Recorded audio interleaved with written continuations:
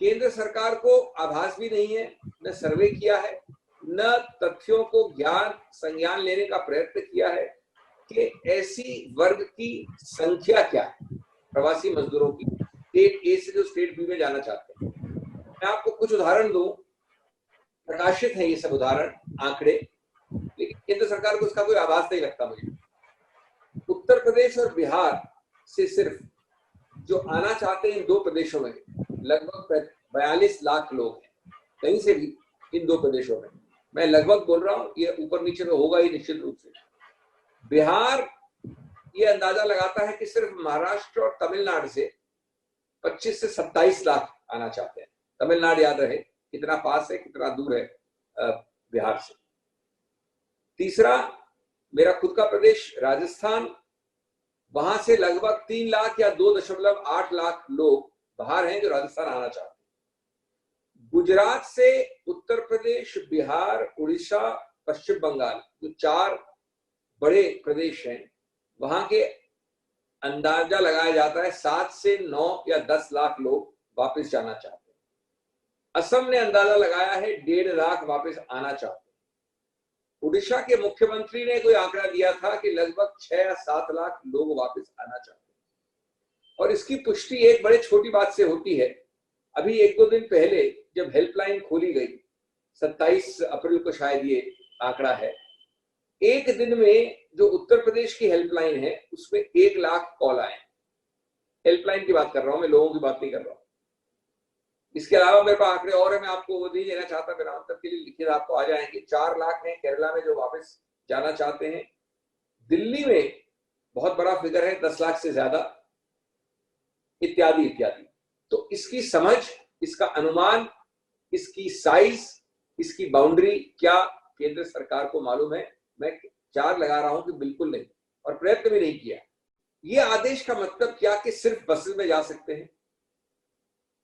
मैंने आंकड़े इसलिए दिए कि इन आंकड़ों के प्रपोर्शन में क्या आप 3 साल लेंगे इतने लोगों को वापस भेजने के लिए? क्या ये कोई हल है? पागलपन है। कितनी रोडें हैं, कितने रोड ब्लॉक्स हैं, कितने लोग हैं, कितनी बसें हैं, और क्या साधन है किसी के पास इतनी बसें, इतने ईंधन, इतने लॉजिस्टिक्स का? एक उसके लिए पैसा नहीं और प्रतिबंध के सिर्फ बस इस्तेमाल करो। मेरा 5वां मुद्दा, ट्रेन क्यों नहीं? इसका क्या औचित्य है, क्या लॉजिक है? स्पेशल आप प्लेन ला सकते हो, स्पेशल ट्रेन क्यों नहीं?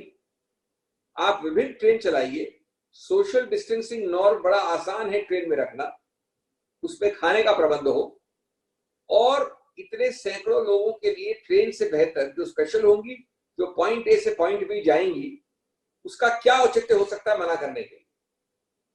पूर्व रेल मंत्रियों ने कहा है, विपक्ष की कई अलग पार्टियों ने, कांग्रेस ने बहुत कहा ही है, लेकिन औरों ने कहा है। ये ज्यादा कारगर, ज्यादा एफिशिएंट है या कम है? ये कम समय लेता है, ज्यादा सहूलियत है या ज्यादा तकलीफ है इससे? और ऑर्डर ऐसे किया गया फरमान के हिसाब से कि बस आपको बोल दिया कि आपको अनुमति है, सभी प्रदेश इनको बस में वापस ले जाइए। क्या है ये जिद? क्या है ये नासमझी?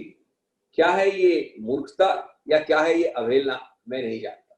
लेकिन एक बात पक्की है कि आप सबसे कारगर तरीके को छोड़कर और तरीकों को अपनाने का जो ये प्रयत्न कर रहे हैं, उससे ये नॉन स्टार्टर है, नॉन स्टार्टर।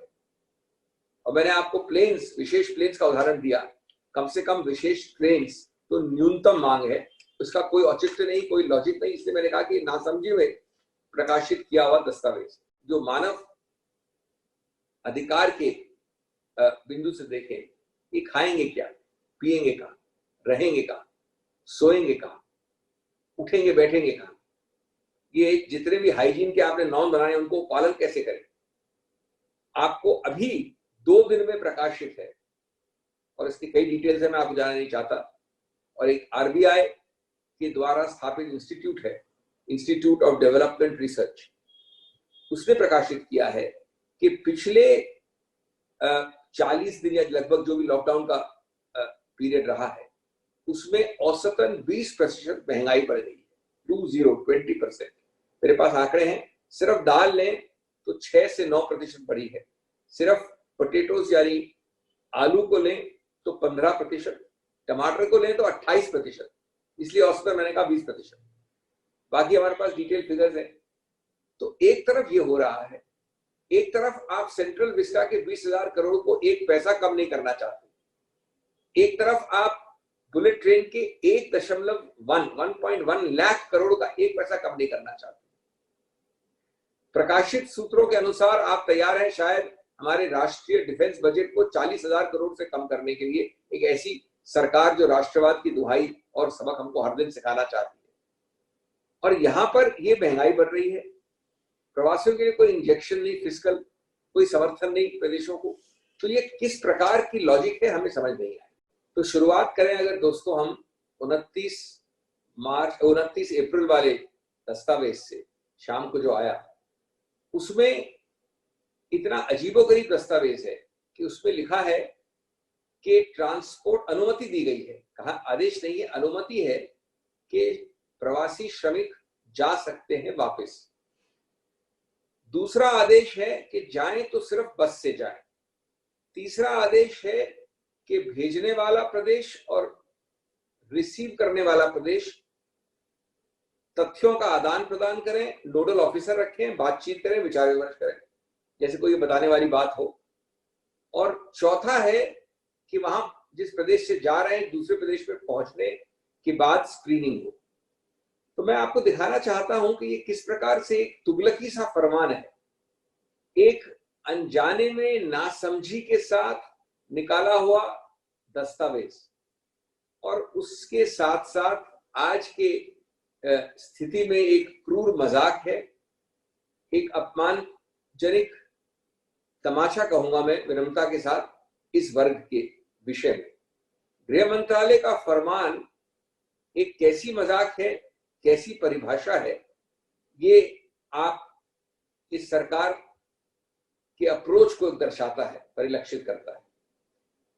पहली बात तो मित्रों 8-9 पॉइंट्स बोलूंगा। पहला मुद्दा है कि ये आपको दस्तावेज आया है लगभग 45 दिन बाद।